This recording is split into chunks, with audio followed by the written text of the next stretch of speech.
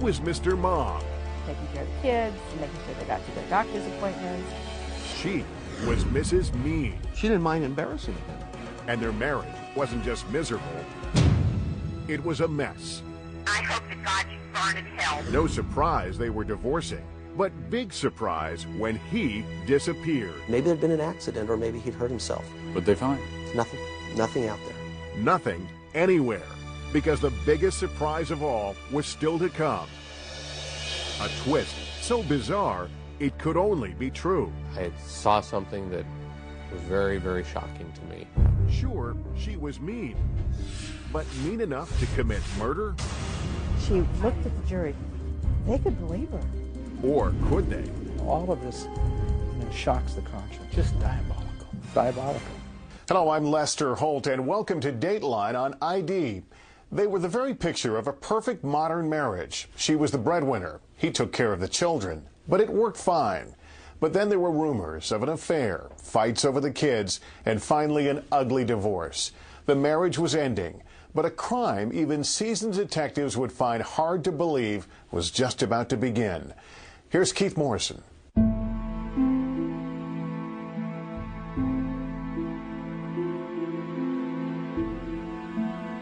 His name was Tim Schuster, and he was having a bad day. Not that he'd say so himself. Well, Tim was pretty quiet.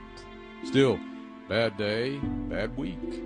He was despondent after being laid off from St. Agnes. That was on top of the daughter trouble. Enough to want to have her relocated to Missouri to get her straightened up. And, of course, the divorce. Last thing Tim would ever have wanted. The sad part about it is right. he really, really wanted his marriage to work. Awful how things can pile up on a person.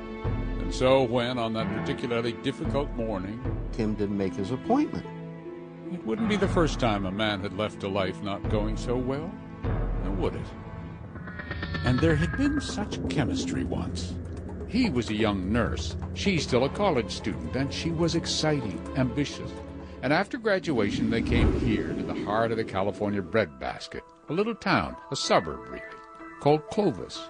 Clovis is a really nice community. You find the newer houses there, the wealthier families live there. Teresa Freed is a TV reporter in bigger Fresno, next door. Fresno's nice as well, but a lot of wealthy people do live in Clovis, and it has very low crime. And here was where they made their life. A somewhat unusual arrangement by traditional American standards. She was an entrepreneur, rose to become the president of her own agricultural chemicals company, a AA type, a smart, demanding boss who succeeded by becoming a workaholic. He employed soft-spoken empathy as a nurse administrator at Fresno's St. Agnes Hospital, and at home in Clovis was Mr. Mom to their daughter Kristen and younger son Tyler. He liked that, said these friends and fellow nurses Mary and Bob Solis, but he was also supporting his wife's ambitious career. He allowed her to do what she needed to do by getting off work, coming home, taking care of the kids, making sure they got to their doctor's appointments, making sure they had their meals, making sure they did their homework. And for a long time, it worked. At the hospital where he helped run the nursing department, Tim was a popular leader. The other nurses liked him and looked up to him. He was certainly someone that was open to listening to different ideas. If he made a decision, he took responsibility and accountability for the decisions he made. But at home, he remained his quiet, undemonstrative self. She was probably the one that pretty much drove what was going on. So he was always, as soon as you saw him with her at the beginning, you realized he was whipped, as they say. Balance of power. As long as no one rocked the boat, there was peace in the Schuster home. Its normal discontents unspoken, unexpressed. But you can't keep trouble at bay forever by pretending it doesn't exist.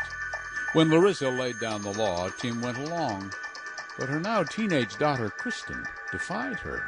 Kristen stood up to her mother's powerful personality in ways Tim wouldn't dream of doing. She'd sneak out of the house with boys, stay out too late, talk back. This is Larissa's friend, Tammy Belshea. She had a very tough relationship with Kristen. I know that they were really at it for quite some time. It got so bad eventually that Larissa sent Kristen away, packed her off to live with her grandparents back in Missouri, a decision Tim did not necessarily agree with. Around then might have been the time when resentment started to boil under the placid surface of Tim's demeanor. In public, however, he suffered in silence, even when Larissa spat out her belittling insults. It was obvious that she didn't mind embarrassing him in front of his friends. She didn't mind that at all. In fact, she took relish in that at times. And then the friends that we hung with also noticed it, and they made the same comment. You know, is there something going on with Tim and Larissa? We don't know. Tim never said anything. What was going on? Increasingly, Larissa told her friend she was fed up with Tim. He wasn't a real man. She'd even had an affair. And she hated his passive-aggressive response. She even let it get around that he wouldn't have sex with her. She wanted out. Tim seemed despairing. I mean, they went to counseling, and his thought was that, okay, you know, we're both agreeing to go to counseling, so there must be a chance that, you know, we can work this out. And that was never going to happen because that wasn't her plan. Her plan was, you know, you could use the counselor as the opportunity to say to Tim, this marriage is over with. You know, we're done. So, divorce it was, but about as messy as a divorce can be. A process which, for Larissa, was extremely frustrating. Oh, she told me all the nuts and bolts. She told me about the frustrations, about the small successes, and then the retreating to losing, you know, the small battles with Tim. So it got to be really acrimonious. Once after the split, Larissa sent a young male employee to break into Tim's house and take back items she claimed belonged to her. But somewhere in the painful process, Tim Schuster seemed to grow a backbone. After that break-in, he even bought a gun. Tim was changing. He was evolving. And he was changing to a point where he was starting to get some stones. Although he was reluctant at first to do it, he was slowly progressing to a point where he was starting to say no. But the marriage he cared so much about was over. His beloved daughter was gone. The son he adored bounced back and forth through the poisoned air between him and his estranged wife. And then one day, he got a pink slip, lost his job in a round of layoffs at St. Agnes Hospital. Had Tim hit bottom? He arranged to meet the hospital's human resources person the next morning. Tim didn't make his appointment. And she looked really, really concerned. Well, I also got real concerned because we knew how Tim was in regards to keeping appointments. Which was what? Very meticulous, always on time, never missed anything. He called if he was running late. What happened to Tim Schuster? What had he done? I said, please, I said, call the police. We have a friend. He's not answering his phones, and he's registered to carry a handgun.